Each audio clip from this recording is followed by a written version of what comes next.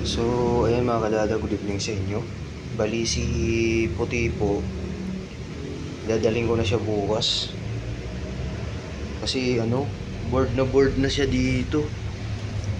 Magto 2 weeks na siya dito guys. Si Puti. At yun nga po, yung sugat po niya sa tahi niya sa tiyan. Kasi nga kinapon siya, tuyo na po. Kaya pwede na po siya dun. Hindi talaga siya nakababa. Dito lang siya sa cage na to. Ito yung binigay ni Ma'am Evelyn na kulungan. Dalawa. Kaya laking tulong po talaga. So, yung Puti, babalik na tayo doon na. Napansin nyo guys, ang linis ni Puti oh.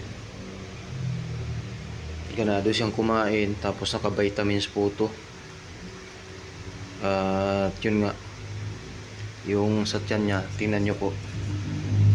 Ayan oh, tuyo na. Tuyo na. Tsaka sabi nga ni Doc Joy, babalik daw kami doon. Katulad din kay Mami Cutie, na sabi niya babalik daw doon, yun nga tiyan na sinulit.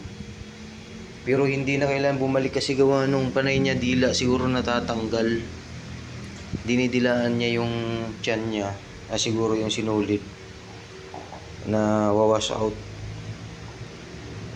Kaya si Mami Cutie, nung kinapon, di ba dito siya nag-stay rin sa bahay. Hindi ko na binalik doon para tanggalan ng sinulid. Sa kakadilaan niya guys, kaya na siguro natatanggal. So ngayon ang susunod na kapunin na si Kring Kring. Bali, yun nga, nag-iipon na naman si Dada ulit para sa kapon ni Kring Kring. Kasi kailangan pa rin na mayroong blood test. Yun nga, yung blood test natin 1,400 ang bayad nun. Tapos sa kapon naman, medyo pricey talaga kasi mag-stay sila doon ng 5 days.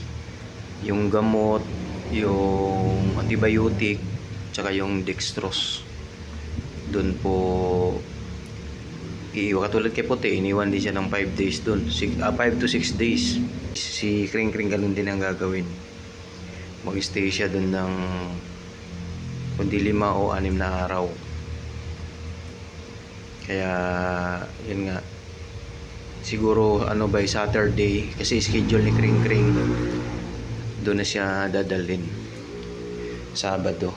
Tapos blood test, pag negative po yung result niya sa blood test na walang problema, may surgery na siya, then yan na, okay na.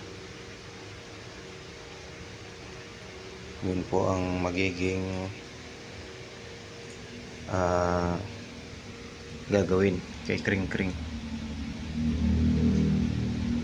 So Puti, na tayo dun, balik na tayo. Alam ko boring na boring ka na, hindi ka nakababa dito sa flooring kasi galit siya sa aso.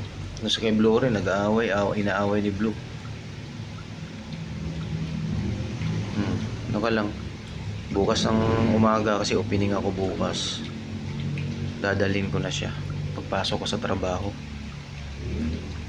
Mami Puti? Okay na?